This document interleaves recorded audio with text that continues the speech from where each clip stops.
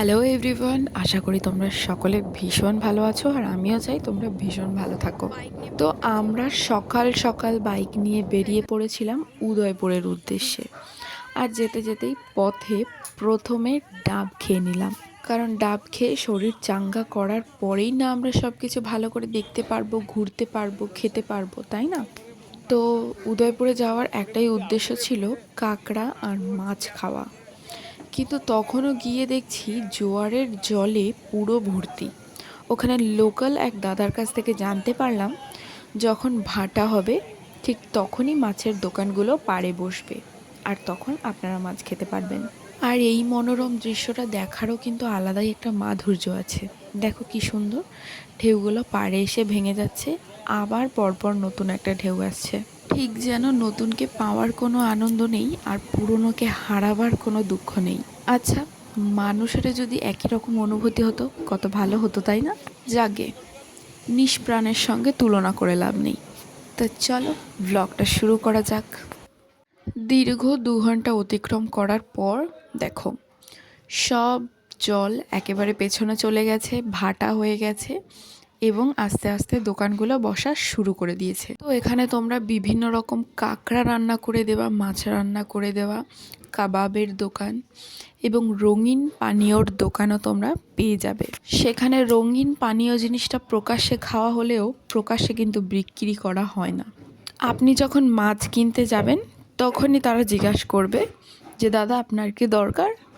তো আমরা বললাম না, আমাদের দরকার নেই, কারণ আমাদের ড্রাইভ করে আবার ফিরতে হবে। আমরা ছোট মানুষ, আমাদের জন্য ফ্রুট জুসই পারফেক্ট।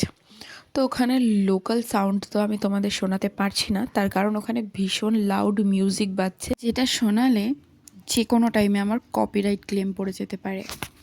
তো এই মুহূর্তে চলে এসেছি মাছ কাঁকড়ার দোকানে, আর ভীষণ চড়া দাম।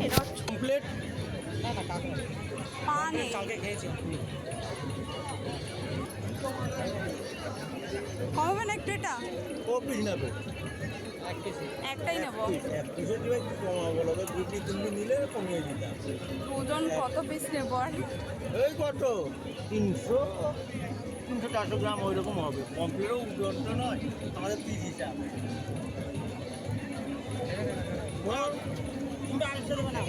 দুটো নিয়ে নাও 250 টাকা দিয়ে, কি দুটো নিয়ে নাও। একটা কত বললো? একটা কত বললেন? একটা নিলে আমাদের 150 টাকা, 150 টাকা বললেন। হ্যাঁ। প্রথমেই নিয়ে নিয়েছিলাম এই কাকিমার কাছ থেকে 4 পিস কাঁকড়া, বেশ বড় বড় সাইজের, যা নিয়েছিল 300 টাকা। তো এনাদের কাটা ধোয়ার স্টাইল দেখে বুঝতেই পারছো খুব একটা ফ্রেশ করে ওনারা ধোন না, যতই তুমি বলে দাও না কেন একটু ভালো করে ধুয়ে দেবেন, কিন্তু এই সমুদ্রের মাঝখানে ব্যাপারটা আর হয়ে ওঠে না। তাই বলবো যাদের পেট ভীষণ সেনসিটিভ তাদের অ্যাভয়েড করতে ব্যাপারটা। আর যারা খেতে চাও একটু টেস্ট করতেই পারো, কোনো সমস্যা নেই, কারণ আজকাল এইসব বিষয়গুলো খুব বেশি ট্রাই করা সেফেস্ট না। ফুড পয়জনিংয়ের একটা ভয় থেকেই যায়।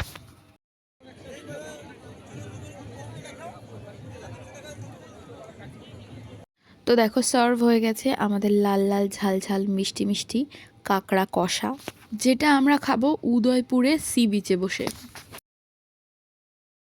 আমরা বারবার চেয়ারটাকে হাত ধরে টেনে তুলছিলাম আর কাঁকড়া খাওয়া উপভোগ করছিলাম।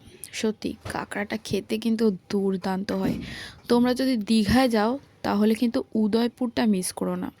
আর উদয়পুর গেলে এভাবে কাঁকড়া রান্না খাওয়াটা কিন্তু ভুলেও মিস করো না। কারণ তুমি হয়তো এটা ভাববে যে মোহনা থেকে আমি প্যাক করে বাড়িতে নিয়ে যাব অথবা অন্য কোথাও রান্না করিয়ে খাবো, তবে সেটা ভীষণ ভুল হবে। কারণ প্যাক করিয়ে বাড়ি নিয়ে যেতে যেতে অর্ধেক কাঁকড়াই প্রায় মরে যায় অথবা গন্ধ বেরিয়ে যায়, যতই তাতে বরফ দেয়া হোক না কেন। কারণ আমিও এনে দেখেছি সেই টেস্টটা আর পাওয়া যায় না যেটা উদয়পুরে পাওয়া যায়। হ্যাঁ, তবে যদি তোমরা উদয়পুরের খুব কাছাকাছি কোনো রিসর্টে থাকো তবে অবশ্যই তোমরা কোনো হোটেলে দিয়ে সেটাকে রান্না করিয়ে খেতেই পারো। আর যদি তোমরা দীঘা থেকে উদয়পুর এনে সেই জিনিসটাকে রান্না করাও তবেও তোমরা খেতে পারো, কিন্তু সেটাকে একটু চটজলদি করতে হবে। এই আর কথাতেই আছে টাটকা খাওয়ার মজা আলাদা। আর এনার বক্তব্য হলো এটাই, আমি এই কাঁকড়া খাওয়ার জন্য উদয়পুরে বারবার আসতে চাই অথবা দীঘাতে বারবার আসতে চাই।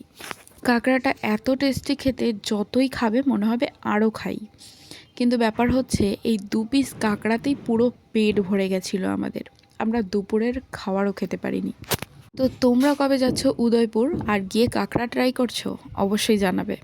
ততক্ষণ আমি আমার কাঁকড়া উপভোগ করি, আর তোমরা আমার ভিডিওটাকে like, comment, share and subscribe করে দিও চ্যানেলটাকে, কারণ আমি আমার চ্যানেলে অনেক রান্নার ভিডিও ছেড়ে থাকি, যেটা তোমরা দেখলে আমার ভীষণ ভালো লাগবে।